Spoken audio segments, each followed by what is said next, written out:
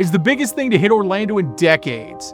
Universal's brand new $7 billion Epic Universe Park. To most theme park fans, it's one of the biggest events of the entire 2020s. We've been watching it rise from the fertile Florida soil for the past 6 years. Construction began in 2019, but had to be paused in mid-2020 for some reason. I don't know. The internet's kind of vague as to what was happening, but it must have been something. It resumed in early 2021, and then on May 22nd, 2025, the new park opened to, well, the reduced capacity and completely manageable crowds. Smart move, Universal. But just how big is the park? What will be the economic impact to the Orlando area? What's the capacity of your most anticipated rides? And just how long are guests waiting for Battle at the Ministry? This is Epic Universe by the numbers. Let's start at the foundation. Epic Universe is built on a massive 750-acre site, with the theme park itself covering about 110 acres. That's roughly the size of the Magic Kingdom. And it leaves about 640 acres for Universal to expand with additional hotels, shopping, restaurants, and most exciting, additional Epic Universe portals and expansions. That means we could see some of the crazy rumors like Legend of Zelda, Wicked, or maybe even Hill Valley. Look, I've heard absolutely no rumors about a Back to the Future portal, but I just thought I'd throw that out there and see if it comes true so I look like a time traveler. And really, that's one of my biggest life goals. Also, if the icon of that land isn't Biff's Casino, I'm not interested. The entire project cost Universal a staggering $7 billion, making it the largest single investment in the history of Universal Parks. Over 65,000 construction jobs were supported nationwide during the build. Locally, nearly 1,150 permits were issued and 34,000 inspections were performed. Orange County even opened a satellite inspection office to streamline the project review. That deep level of local coordination and the county's hands-on approach helped accelerate these inspections and approvals. Universal reportedly paid over $12 million in permit fees alone. That doesn't count any bribes or kickbacks, but honestly, all of my construction business knowledge comes from repeat viewings of The Sopranos. It involved a massive workforce. Reportedly, over 10,000 workers were involved, from architects and engineers to inspectors and ride tech crews. Epic Universe isn't just big for Universal, it's big for Orlando. The park is expected to inject $2 billion into Florida's economy in its first year alone. But what does that break down to in actual numbers that make sense to my small brain? Tourism experts predict Epic Universe will help push Orlando's annual visitor count to 75 million, feeding into the region's $92.5 billion tourism industry. By 2027, Universal's theme park revenue is projected to grow by 15 to 20%, with Epic Universe itself expected to bring in around $1.3 billion annually. Outside of construction, Epic Universe has created over 17,000 new permanent jobs in Central Florida. Of those jobs, about 14,000 are on site at the park and its immediate support facilities, such as park ops, food and beverage, retail, entertainment, and maintenance, while the remaining jobs are in the surrounding ecosystem like hotel staff, transportation, suppliers, hospitality, and tourism services. And that's not even counting the tens of thousands of additional indirect jobs that analysts predict as tourism expands.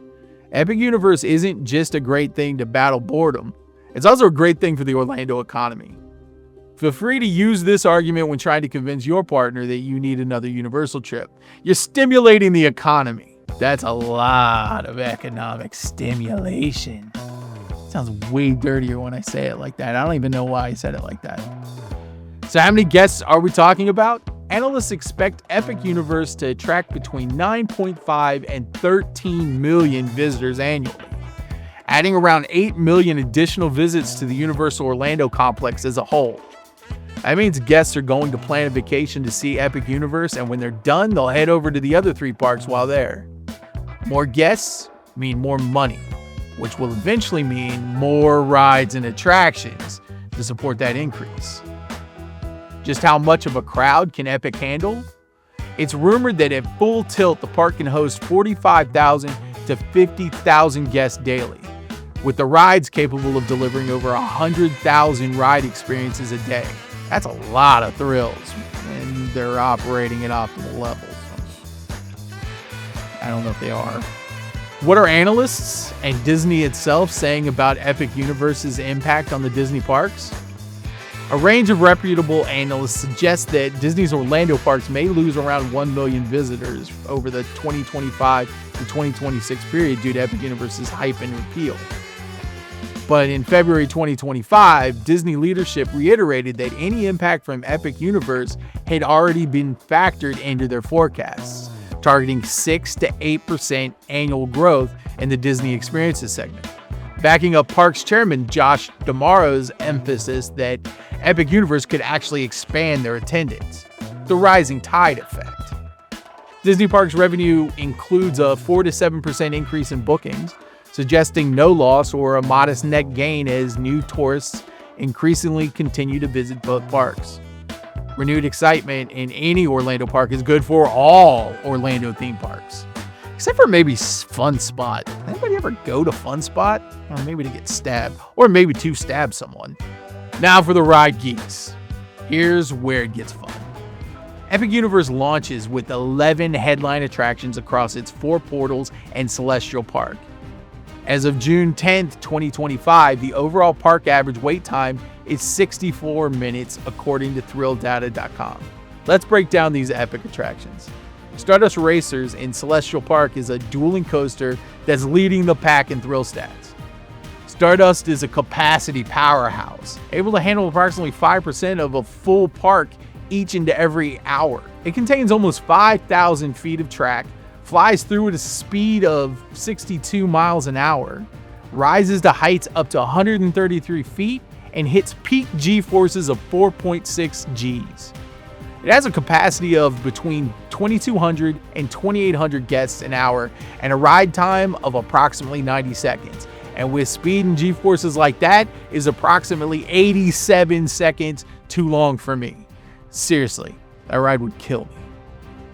Average wait times so far have been around 21 minutes, with its peak sitting around 48. Not bad for those wanting to ride both sides. Harry Potter and the Battle at the Ministry is a high-tech motion simulator ride that fits 14 riders per vehicle and is capable, notice I said capable, as in when it's running properly, of moving theoretically 2,200 riders per hour, even though realistically it's probably only moving about 1,700.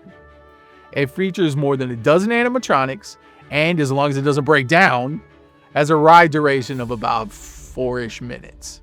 Battle at the Ministry unsurprisingly dominates most guests' day, with an average wait time of 148 minutes and a peak at a staggering 305. That's like 5 hours of waiting, so make sure you pack some diapers. Or just pee directly in your pants, because I'm not the boss of you. Do what you want. Over at Super Nintendo World, we've got 2 headlining attractions and, that Yoshi thing. Mario Kart Bowser's Challenge is an interactive AR-enhanced dark ride. It's slow moving at approximately 5 to 7 miles per hour with a track length around 1,500 feet. Overall, the ride lasts, about 5 minutes. But how long are you going to wait to experience it? Currently, the average wait time is 73 minutes with a peak of 150. Donkey Kong Minecart Madness is a groundbreaking boom coaster running 4-person carts that dispatch every 17 seconds. Its capacity is right around 1,000 an hour. Average wait time is 67 minutes, and its peak is 89. Yoshi's Adventure is surprisingly the longest dark ride in the park. I don't know, I just read that. I looked it up. Apparently it's just over 5 minutes. And it's probably because it's so freaking slow. But it does provide some great views of Super Nintendo World, so get those smartphones ready. It reportedly moves between 1,000 and 1,200 riders an hour, and while average wait time has been right around 22 minutes, it has been known to hit a peak of 90 to 100 minutes, and that's insane. Seriously, don't get on that ride at 100 minutes. You're going to get on, and then 5.5 minutes later, you're going to be like, I just rode around on a pink dinosaur. And I wish I would have just gone and eaten one of those Donkey Kong floats. They're delicious. Pineapple and banana. Mind blown. Over in Darkmoor, we've got one of arguably the best dark rides ever made. Unless you think it's not, which is why I said arguably. It's literally what that word means. Monsters Unchained uses a Kuka arm to throw riders into monsters, which have been reportedly unchained. I can look at the research to see if that's true, but I don't think there's chains on them. Ride duration is right around 5 minutes, and it features 14 animated figures, including a 9-foot, 800-pound Frankenstein monster. You're definitely going to want to team lift something that heavy. And for God's sake, just lift with your knees and not your back. Its estimated capacity is somewhere around 1,000 riders an hour, and average wait times have been 20 minutes with a peak wait time of 40. So I guess this monster is a people eater. You see what I did there? People is a monster. Oh, that's just my logo. Curse of the Werewolf is a spinning launch coaster, and it has a top speed of 37 miles per hour, lasts somewhere around 2-ish minutes, and has an average wait time of 25 minutes with a peak of 39. No matter how much I researched, I couldn't find a good answer for capacity, but everyone seems to assume that it caps out under 1,000 an hour. Time for the Isle of Berk and Hiccup's Wing Gliders. This family-focused coaster stands out with its dynamic dual launch, making it a sleeper hit. Its capacity is estimated to be somewhere around 1,800 riders an hour, with rolling dispatches every 30 to 40 seconds, and a ride duration between 2.5 and 3 minutes long. Average wait time has been somewhere around 27 minutes, with its peak hitting 45. Dragon Racers Rally is a unique rider-controlled experience with a pretty limited capacity and offers a very short ride experience. Rides are only going to last in 70 to 90 seconds, and each tower accommodates just 12 guests and 400 riders an hour, for an approximate capacity of just 800. Wait time has been averaging 33 minutes with a peak of up to 105. Fyre Drill, the interactive splash boat ride, is a 7-minute water battle boat ride that accommodates just 8 riders per boat, leading to surprisingly long wait times. The cannons have a range of 28 feet.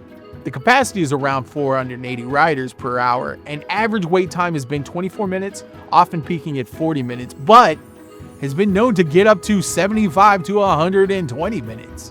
You have to really want to get wet to wait that long. And that just leaves the Celestial Constellation Carousel. That was a terrible line reading. Let's do it again. And that just leaves the Celestial Constellation Carousel. Much better line reading. Thank you. With its rotating animal-themed carriages. I should have probably congratulated myself on the line read when I was actually done with the full line. These animals rise up to 6 feet in the air as they rotate. Ride duration is 3 to 4 minutes, and you'll be waiting an average of 25 to 40 minutes to get on it. This one has longer wait times after dark because no one wants to ride this thing without enjoying that amazing lighting, so be prepared. So, what can we learn from all this ride data? Wizarding World's Ministry ride is the clear bottleneck here. It tracks more than twice the average queue length of other major rides at 148 to 150 minutes versus 60 to 70 minutes. Clearly the best strategy is to hit high-demand rides like Minecart Madness and Stardust early, while waiting for low crowd periods on Ministry, and use the single rider options when available if you don't care about riding with your stupid family. Especially with Battle at the Ministry routinely opening with higher wait times. Enough, you go over there, family. I'm gonna ride with this new family. See, you're making a new family. You're coming out winning. From a $7 billion investment to millions of future guests, Epic Universe is a park defined by numbers and ambition. It's clear to everyone that has experienced it, this park has transformed Universal into even more of a contender, set to knock Disney off of the Orlando theme park mountain. Which is ironic because Disney has so many of those fake mountains in Orlando. What ride are you most excited to experience, and how long are you willing to wait for Battle at the Ministry? Spoiler alert, I spent almost 2.5 hours waiting in the Ministry of Magic. Also, I don't really know what that spoiled. Nobody cared. You know what? I should just end the video. Just end the video, please. Thank you. We done? Have we gone to the static? Go to the and the static and then the theme music of the theme. Are we done?